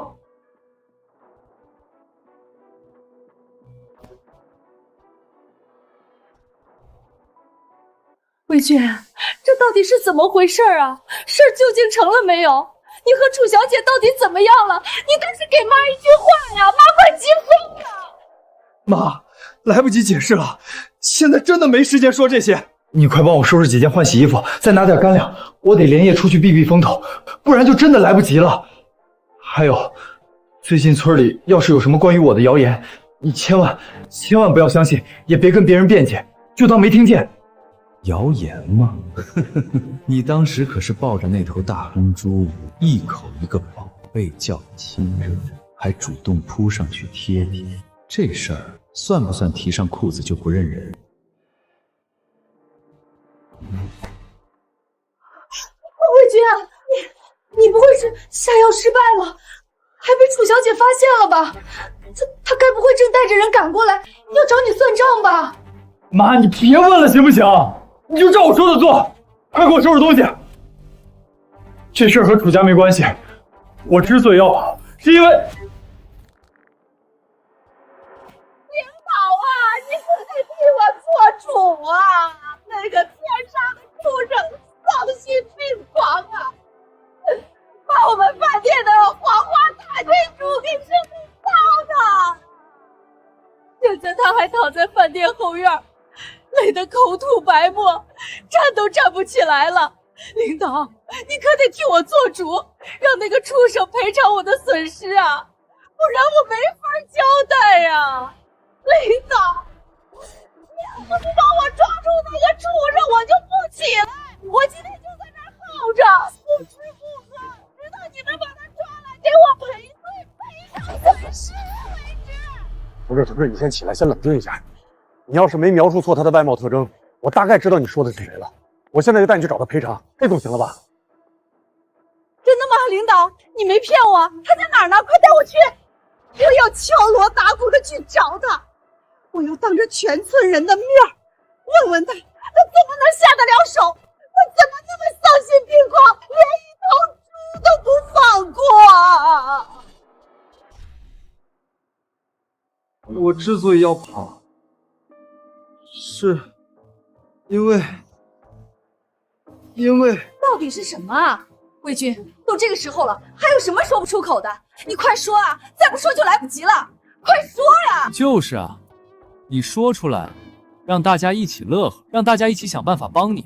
人多力量大，说不定我们能帮你解决麻烦。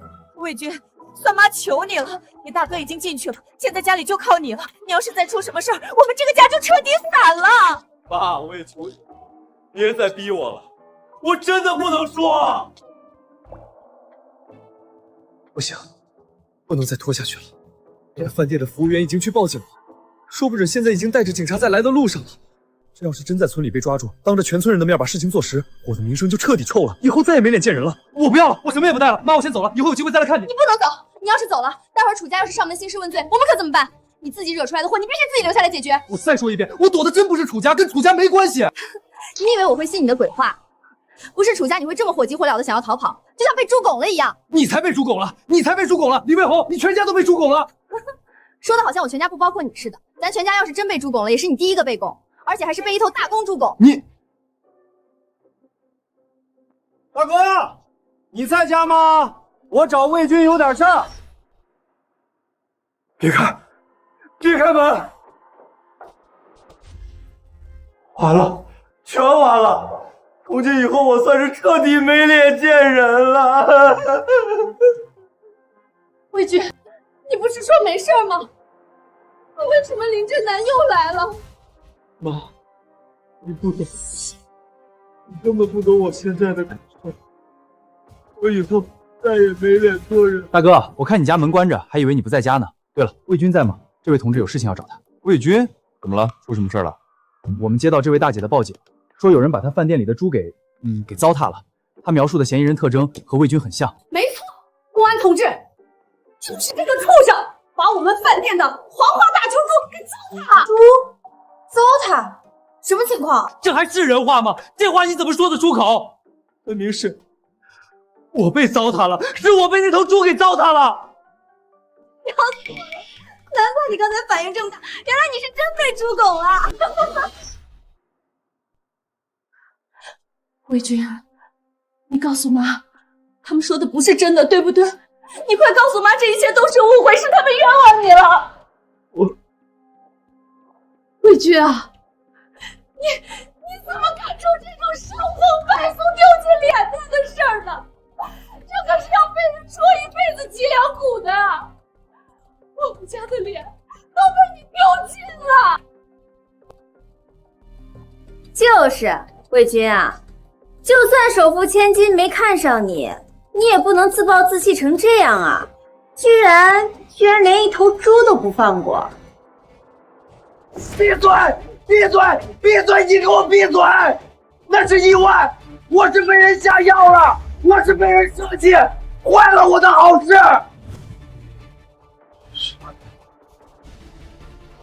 当然是因为在你下药之后，趁你不注意，我们把你2杯水给换了。最好别让我知道你是谁，不然我一定和你不死不休。放药，现在说这些还有什么意义？一切都已经发生了，我让你别冒险，你非不听，还说什么风浪越大雨越贵。现在好了，不仅失败了，还闹出这么大的笑话。那个正南，魏军这事儿说到底也只是一头猪，算不上什么大事儿，是不是我们只要赔偿这位大姐的损失，就能放过魏军？理论上是这样的，只要你们愿意赔偿她的经济损失，并且取得她的谅解，这事儿可以私下解决。哼，也别说我欺负你们，这头猪是我们昨天刚买的，价格不贵，一共花了39块8毛钱。但是他把我们那纯洁无瑕的黄花大灰猪糟蹋成那样，必须得付精神损失费。对，就是精神损失费。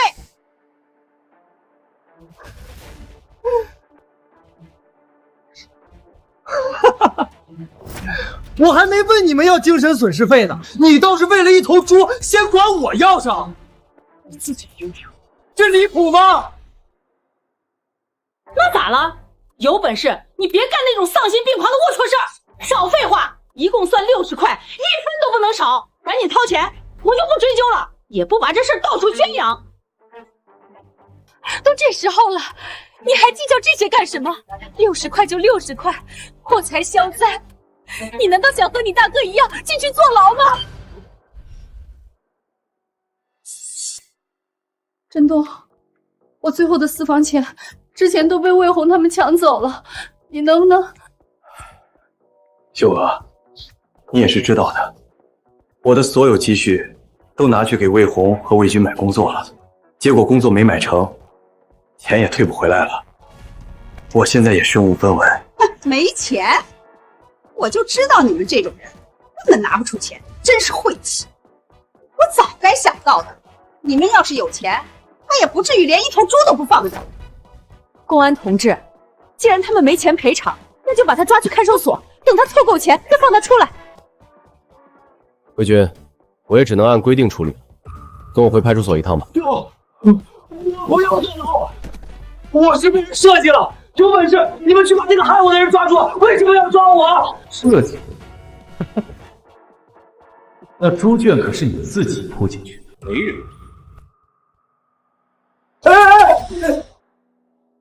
魏军，我知道是谁坏了你的事儿，那个人就是我。什么？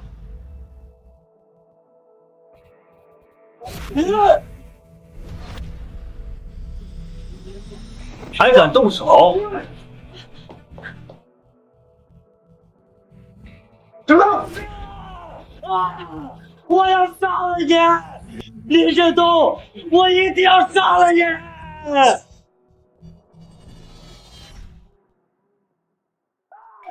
原来是个疯子，难怪会干出那种龌龊事儿，居然莫名其妙对自己父亲动手。哥，那我就把魏公也带走了。放开我！林振东，你这个畜生！你给我等着，我迟早会回来报仇的。回来？以楚家的能量，再加上你这些破事，你这辈子只怕都出不来了。你给我等着！振东，你究竟和魏军说了什么？他怎么突然变成这样？妈，你这话就不对了。魏军失心疯跟爸有什么关系？我看他就是自己做错事儿，不想承担责任，和李卫国一样，都是咎由自取。说错吧，爸？这是觉得李卫国和李志军都进去了，能一个人吸我的血，想的挺美。魏红，他们可是你亲兄弟，你怎么能这样说他们？没错，魏红，魏国是个自私小人，我们可以不管，但丽君平时还算孝顺，我们不能真不管他。没错，所以我打算从今天开始，咱们全家一起赚钱，早日帮伟公缴清赔偿款，把他救出来。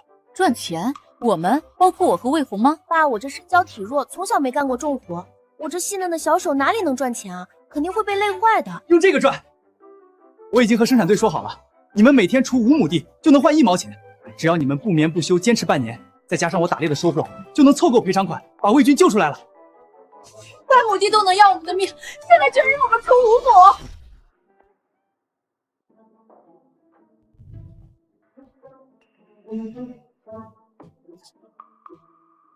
起床了，该去上工锄地了。再不起床，今天的工钱就没了。那什么时候才能给魏军缴清赔偿？妈，咱们真要听那老东西的话去锄地吗？你都多久没干过这种粗活了？不干又能怎么样？你刚没听他说吗？为了攒钱给维军赔偿，家里都不开火了，只有去生产干活，才能在食堂蹭到饭吃，不然就得饿肚子。以前也没看出来他这么重视李卫军啊！为了他，让我们去干这种苦活。前世，老子让你们吃香的喝辣的，你们却把我的付出当理所当然，还把我送进祭死证。这一世，就让你们好好体验赚钱的痛苦。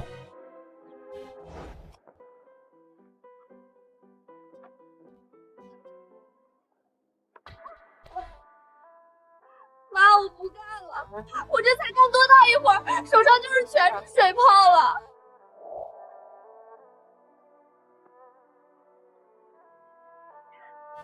以前只觉得林振东每天上山打猎很轻松，我们顿顿有荤腥，从没发现现在赚口饭吃也这么难。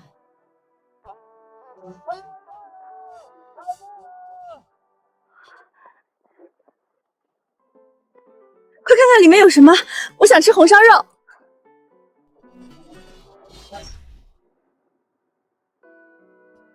这都是什么？我不要吃这些。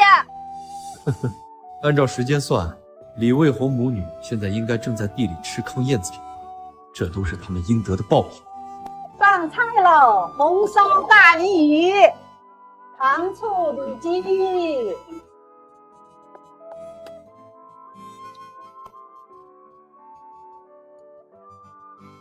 红烧狮子头，猪肉炖粉条，小鸡炖蘑菇。这确定是粥不是水吗？里面根本就没有米。这是之前答应你的报酬。好，好，好，以后再有这样的好事儿，你尽管说。咱也不是为了钱，主要是看不惯他那丧心病狂的兽行。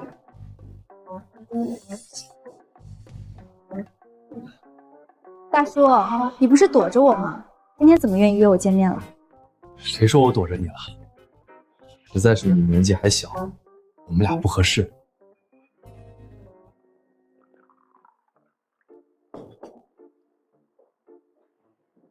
我都20了，哪里小？不信你仔细看看，摸摸也行。好了，大叔，不逗你了。说正事儿，多亏了你上一回找到的50年老参，我爷爷的病好多了。这是卖参的钱，你拿着。这么多？哪里多了？这才200块，50年的老参可遇不可求。足够了，这已经远超市场价了。要不是爷爷不让，我都想给你1000块呢。对了，这些是我最近采的药材，你看看有没有爷爷需要的。大叔，这是30年的灵芝，50年的三七，还有这80年份的天麻，这些药材价值连城，足够顶我们小半个楚家了。你都是怎么找到的？这才到哪儿？这些只是我靠着前世的记忆，把山里最外围的药材简单找了一遍而已。往里面走，还有更多宝贝。现在我看爷爷还怎么说你穷，说我们门不当户不对。只是大叔，刘秀娥一家子要是知道你赚了这么多钱，肯定又会来吸你的血。他们没机会了，该收拾的都收拾了，两世恩怨也该彻底了结了。收拾？你打算怎么做？大叔，带我也要一起。放心，少不了你的份儿。我会让他们乖乖自投罗网，除非他们真愿意受一辈子折磨。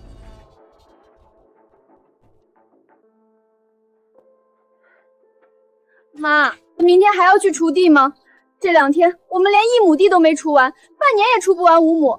还有那饭给狗都不吃，我坚持不下去了。不干又能怎么样？难道你指望林振东良心发现吗？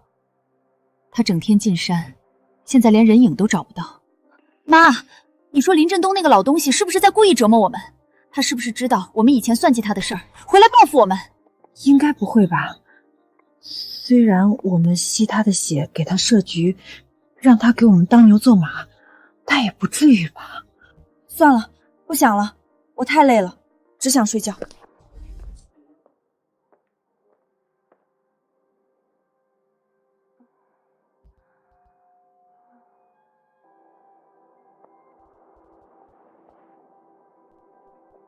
爸，上山祭死爻是咱这儿的规矩，等你死了，我们肯定给你多烧纸。林振东，你也别怪我们心狠，你的钱早被我们榨干了，不送你去死，还留家里吃白饭啊？没错，说到底，你当初收留我们，不就是惦记我和我妈的美色？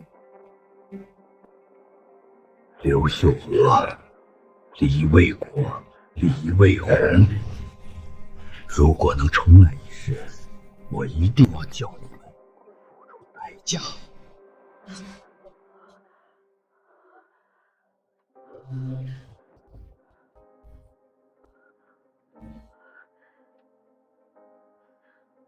妈，你该不会也做了那个梦吧？难道你也……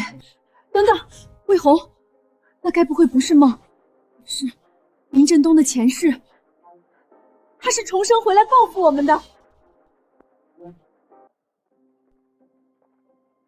应该不会吧？世界上怎么真的有重生这么离谱的事情呢？肯定是我们最近太累了，才做了同样的噩梦。可这是唯一的解释啊！如果林振峰前世是被我们祭死窑冻死的，他回来报复我们，那他做的所有事就都说得通了。性格突然大变，又逼着我们锄地受苦。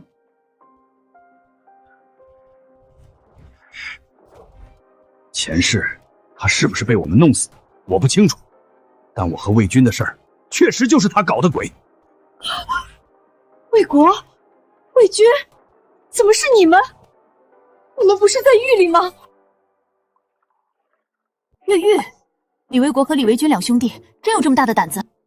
当然，他们俩一个暴躁莽撞、自私自利，一个阴险狡诈、贪生怕死，却都一样无法无天。在得知短时间内出不来后，铤而走险是他们唯一的选择。大叔你好厉害，把他们摸得这么透。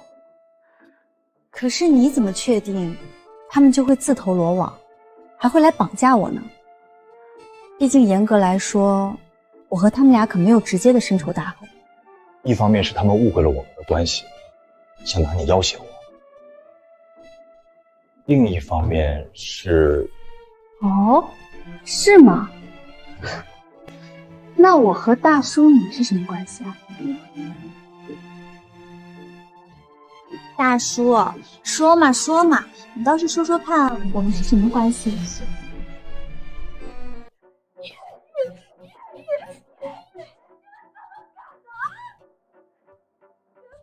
是坐几年牢，还是赔点钱的事儿？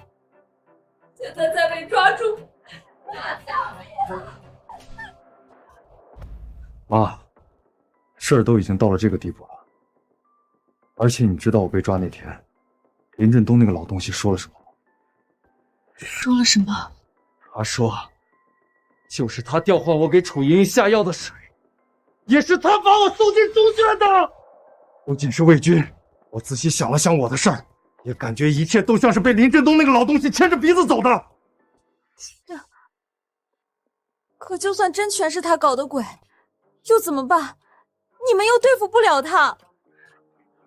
对付不了他，可以对付他在意的人，可以对付楚玲玲啊。没错，我和伟军已经商量好了，绑架楚莹莹，不仅能报复林振东那个老东西，还能勒索楚家。而且，只要有了钱，我们全家就能换个地方重新生活。可是，妈，你刚不还说，万一我们做的梦都是真的话，林振东绝对也会报复我们俩的吗？我们好像也就只有这么一个办法了。大哥，魏国和魏军越狱，现在所里找他们都忙疯了。你怎么突然把我叫来楚家，还特意叮嘱别让人看见？大叔来了，他们真来了，全被你说中了。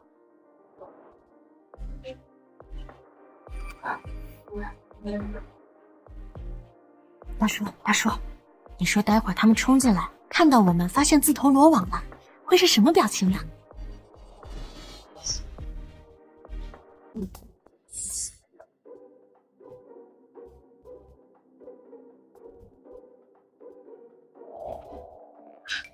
魏军，楚家可是首富，真的没事吧？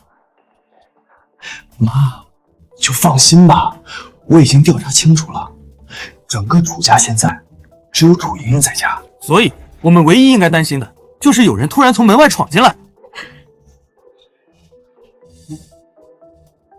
这还真是自投罗网。不愧是首富家，这装饰一看就花了不少钱。再有钱又怎么样？待会儿还不是我们的。楚莹莹是楚家唯一子嗣，只要我们绑了她，楚家什么条件都会等。德军，你居然调查得这么清楚，那等我们拿到钱，你会放过楚莹莹吗？那就要看他能不能把我伺候舒服了。谁让他不识好歹，居然和林振东那个老东西勾搭在一起。老东西，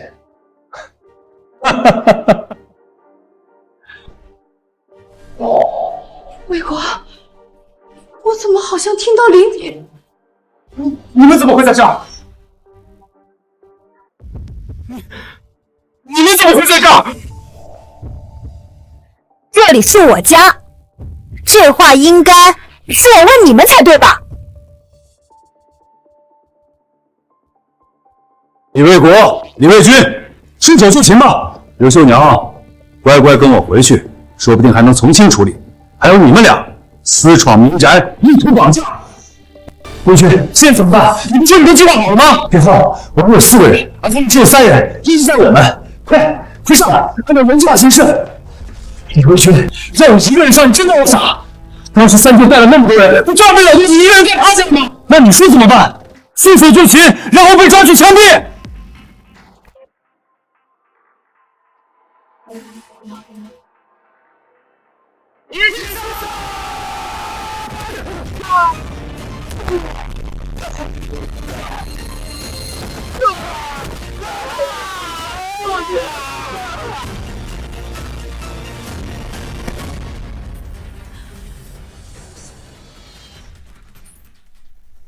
抓住他们，应该足以让你立个大功了吧？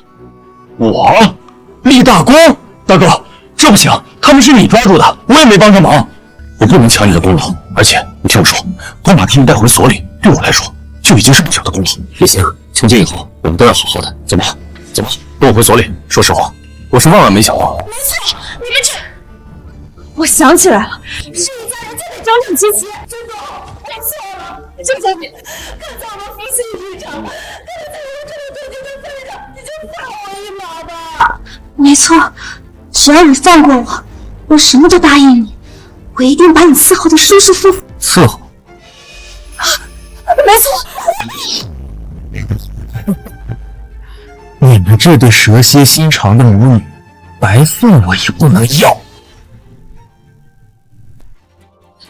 白送都不要，那你之前之前我只不过是在戏弄，只不过是为了在你最高兴的时候将你从天堂坠入地狱。事实证明，你为了工作，为了利益，果然不要脸的出卖尊严和一切。不应该是这样的。哼，没错，更何况大叔已经有我了，你以为他还能看得上你？振东，他只是图一时新鲜，一没有钱，二没有本事。他堂堂首富千金，怎么可能真的看上你？谁说大叔没本事？大叔会采药，会开车，会给我治伤，会算我一策，是天底下最好的男人。还有，谁告诉你们大叔没钱的？这些天我帮大叔把他采的那些珍稀药材全卖了，你知道卖了多少钱吗？多少？好几万，都顶我小半个楚家了。还有，这就是我和你们的差距，你们只会心安理得的趴在大叔身上吸血，只会坐享其成的索取，而我能站在大叔身边，帮助大叔成为更好的人。妈，或许我们真的错了。一切结束了。大叔，什么结束？是我们崭新的生活开始了，你休想再推开我，我这辈子认定你了。